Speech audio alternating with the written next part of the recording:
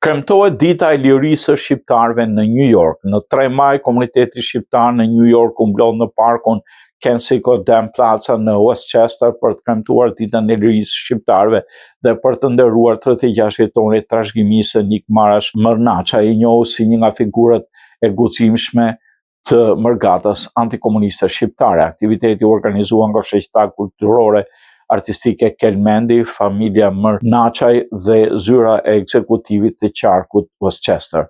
Në ceremoni morën pjesë ish të përndjekur politik, kleri të kishës katolike, Zoja Shkodës të tjerë.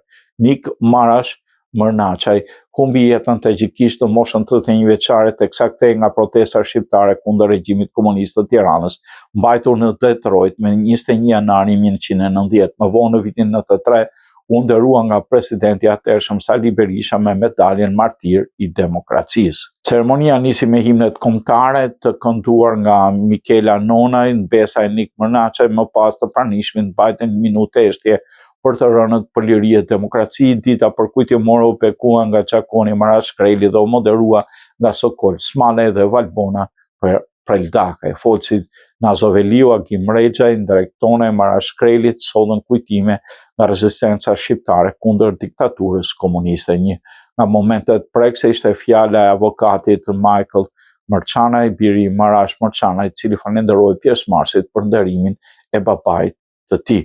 Përmes këngëve, fada dhe poezive dhe kujtimeve, diaspora shqiptare në New York riafirmoi se liria e fituar në sakrificë duhet nderuar dhe mbrojtur në breza.